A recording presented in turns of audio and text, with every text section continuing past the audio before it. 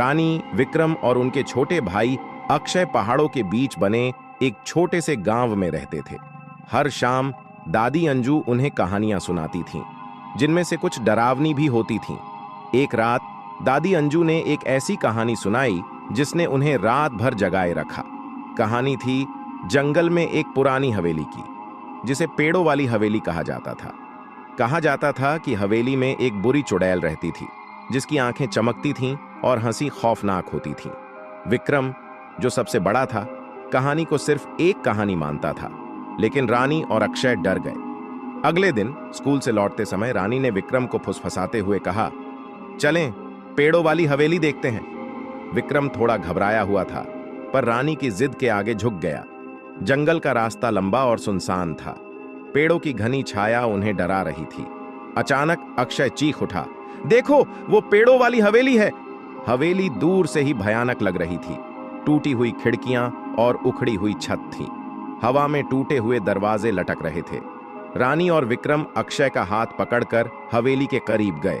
तभी एक खौफनाक हंसी गूंजी। उनकी रीढ़ की हड्डी में सिहरन दौड़ गई। हवेली के अंदर से एक लंबी काली परछाई दरवाजे पर आई। उसकी आंखें लाल चमक रही थीं। रानी, विक्रम और अक्षय चीखते हुए भाग निकले। वे जंगल से भागते हुए रुके नहीं जब तक कि अपने गांव तक नहीं पहुंच गए। घर पहुंचकर उन्होंने दादी अंजू को सब कुछ बताया। दादी अंजू ने उन्हें डांटा, लेकिन यह भी बताया कि कई साल पहले हवेली में एक दयालु वृद्धा रहती थी, जिसके पास जादुई जड़ी बूटियां थीं। गांव वाले उससे ईर्ष्या करते थे और उसे चुड़ैल कहते थे। एक रात उन्होंने हवेली में आग लगा दी, जिससे वृद्धा की मौत हो गई। अगले दिन रानी, विक्रम और अक्षय को गांव के बुजुर्ग दादाजी से मिलने के लिए कहा गया। दादाजी ने उन्हें बताया कि वृद्धा की आत्मा शांत नहीं है, उसे गांव वालों से माफी की जरूरत है। रानी, विक्रम और अक्षय ने हिम्मत जुटाई और फिर से जंगल गए। इस बार वे फूल और मिठाई लेकर गए। हवेली के सामने खड़े होकर उन्होंने माफी मांगी। अचानक हवा में एक गर्म हवा का झोंका आया और हवेली की टूटी हुई खिड़कियों से एक सफेद रोशनी निकली। रोशनी धीरे धीरे एक दयालु वृद्धा का रूप ले लिया। उसने मुस्कुराते हुए कहा, तुम बच्चों ने मुझे शांति दी है। वृद्धा ने उन्हें धन्यवाद दिया और धीरे धीरे गायब हो गई। हवेली से डरावनी हंसी अब कभी नहीं आई। रानी, विक्रम और अक्षय ने सीखा कि कभी कभी डरावनी कहानियों के पीछे दुख होता है और माफी ही असली ताकत होती है। रानी, विक्रम और अक्षय भले ही हवेली के भूत से माफी मांगने में सफल रहे हों, लेकिन जंगल में उनके रोमांच अब भी खत्म नहीं हुए थे। दादी अंजू की कहानियों का रहस्य उन्हें लगातार अपनी ओर खींचता था। एक रात दादी अंजू ने उन्हें एक और कहानी सुनाई। जंगल में एक छिपा हुआ झरना, जिसका पानी इतना शुद्ध था कि माना जाता था कि यह अमृता देता है। यह सुनते ही विक्रम की आंखों में चमक आ गई। वह हमेशा रोमांच के लिए तैयार रहता था। अगले दिन उसने रानी और अक्षय को झरना खोजने के लिए राजी कर लिया। इस बार जंगल कम डरावना लग रहा था, शायद इसलिए क्योंकि वे जानते थे कि चुड़ैल अब शांत हो चुकी है। जंगल घने होने लगा। पेड़ों की जड़ें जमीन पर फैली हुई थीं और सूरज की रोशनी मुश्किल से ही जमीन तक पहुंच पा रही थी। अचानक अक्षय ने जोर से चिल्लाया, देखो वहां एक चमक रही है। उसने एक चट्टान की ओर इशारा किया, जहां से हल्की नीली रोशनी निकल रही थी। वे उत्साहित होकर करीब गए। जैसा कि दादी अंजू ने बताया था, वहां एक खूबसूरत झरना था। ठंडा नीला पानी चमक रहा था और चारों ओर हरियाली फैली हुई थी। लेकिन जैसे ही वे झरने के करीब पहुंचे, एक गहरी आवाज गूंजी, यह झरना मेरा है, कोई भी इसका पानी नहीं पी सकता। एक विशाल बंदर, जिसकी पीठ पर चांदी जैसा फर था, एक पेड़ से लटका हुआ था। उसकी आंखें गुस्से से जल रही थीं। बच्चे घबरा गए। वे जानते थे कि जंगल में बंदर बहुत खतरनाक हो सकते हैं। विक्रम ने अक्ल लगाई। उसने झुककर जमीन से एक पत्थर उठाया और बंदर की तरफ फेंका। बंदर गुस्से से चीखा और पेड़ पर चढ़ गया।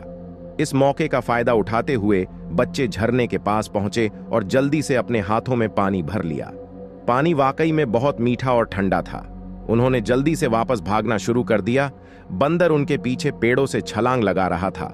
वे भागते हुए गांव पहुंचे और दरवाजे बंद कर लिए। बंदर बाहर से गरज रहा था, लेकिन अंदर जाने का कोई रास्ता नहीं था। थोड़ी देर बाद बंदर जंगल की ओर चला गया। बाद में दादी अंजू ने उन्हें बताया कि वह बंदर जंगल का रक्षक था और अमृता के झरने की रखवाली करता था। उन्होंने बच्चों को समझाया कि अमृता असल में नहीं होती और जिंदगी का मजा ही इसी में है कि वह छोटी मगर खूबसूरत है।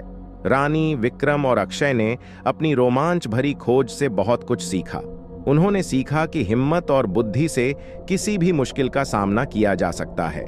साथ ही उन्होंने यह भी सीखा कि असली खजाने अमृत के झरने नहीं, बल्कि दोस्ती, हिम्मत और जिंदगी के आसपास की खूबसूरती होती है।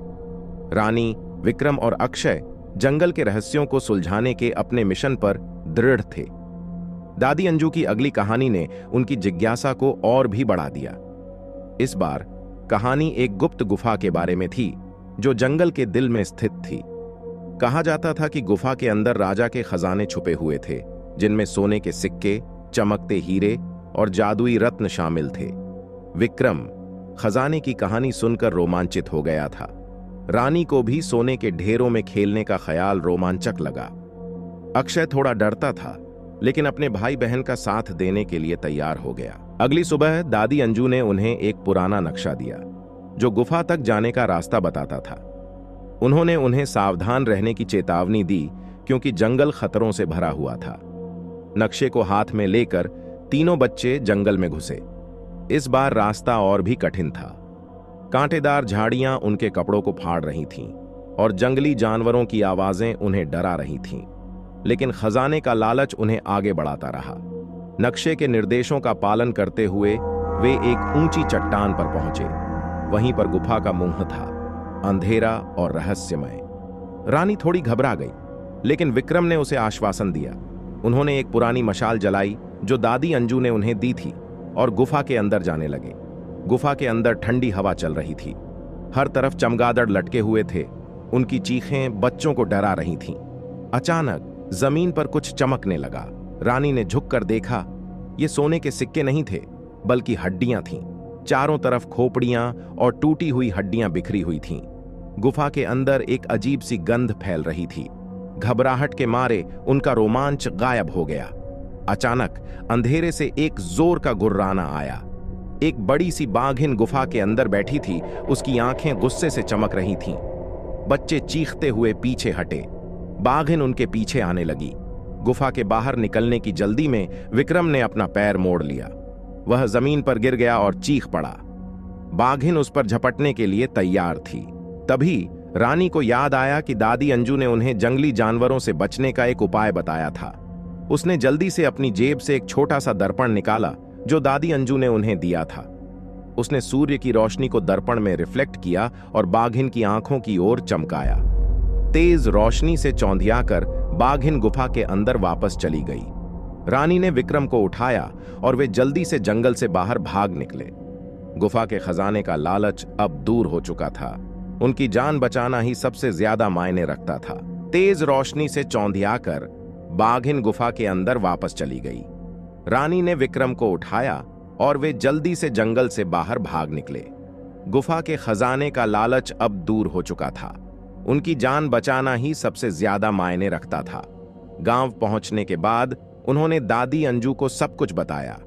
दादी अंजू ने उनकी हिम्मत और सूझबूझ की तारीफ की।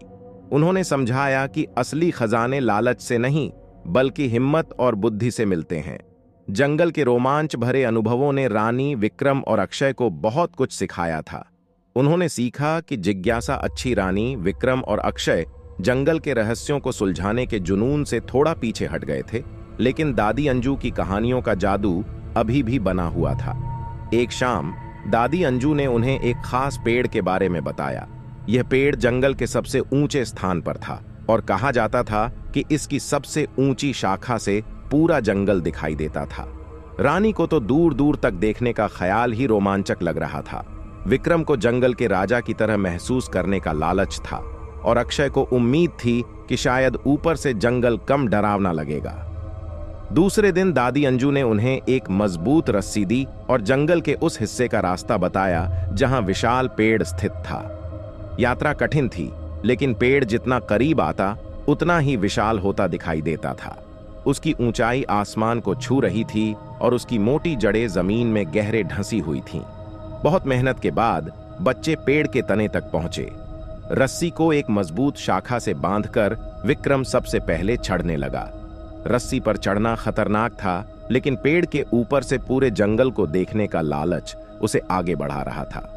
थोड़ी देर बाद वह सबसे ऊंची शाखा पर पहुंच गया। उसने नीचे देखा। जंगल एक हरे रंग का सागर जैसा दिख रहा था। पेड़ों की चोटियां बादलों को छू रही थीं और दूर क्षितिज पर पहाड़ों की श्रृंखला दिखाई दे रही थी। यह नजारा वाकई में अद्भुत था। तभी विक्रम ने एक अजीब सी आवाज सुनी। यह किसी पक्षी की चहचहाट नहीं थी, बल्कि किसी के रोने जैसी आवाज थी। ध्यान से देखने पर उसने दूर एक पेड़ पर एक छोटे से पिंजरे को लटकते हुए देखा। पिंजरे में एक रंगीन तोता बंद था जो लगातार चिल्ला रहा था। विक्रम को अचानक दया आ गई। वह अपने भाई बहनों के पास गया और उन्हें तोते के बारे में बताया। रानी और अक्षय भी तोते को बचाना चाहते थे। हालांकि पिंजरा बहुत ऊपर था और उसे नीचे लाना असंभव लग रहा था। कुछ सोचने के बाद रानी को एक विचार आया। उसने दादी अंजू से सीखा हुआ एक पुराना गाना याद किया। यह जंगल के जानवरों को शांत करने वाला गाना था। उसने धीमे से गाना शुरू किया। उसकी आवाज मीठी और कोमल थी। गाना सुनकर जंगल शांत हो गया। पेड़ों पर बैठे पक्षी भी चहचहाना बंद करके रानी की तरफ देखने लगे। धीरे धीरे एक बंदर उनके पेड़ के पास आया। रानी ने गाना बंद नहीं किया। बंदर शांत खड़ा रहा, मानो रानी की बात सुन रहा हो। रानी ने इशारों से बंदर को समझाया कि वह पिंजरे को नीचे लाने में उनकी मदद करे। बंदर समझ गया होगा, क्योंकि वह पेड़ से नीचे कूदा और उनके पास आया। फिर रस्सी पकड़कर वह तेजी से पेड़ पर चढ़ गया। कुछ ही देर में बंदर पिंजरे को लेकर वापस आया और रस्सी के सहारे नीचे उतार दिया। पिंजरे का दरवाजा खोलते ही रंगीन तोता बाहर निकलकर खुशी से उड़ गया। बच्चों ने बंदर को धन्यवाद दिया। बंदर भी खुश लग रहा था, मानो उसने कोई अच्छा काम किया हो। वह फिर से पेड़ पर चढ़ गया और जंगल में खो गया। इस रोमांच के बाद रानी, विक्रम और अक्षय जंगल को एक अलग नजरिए से देखने लगे। दोस्तों, आप लोगों को यह कहानी कैसी लगी? हमें कमेंट करके जरूर बताएं। तब तक के लिए गुड बाय दोस्तों। मिलते हैं नए वीडियो के साथ।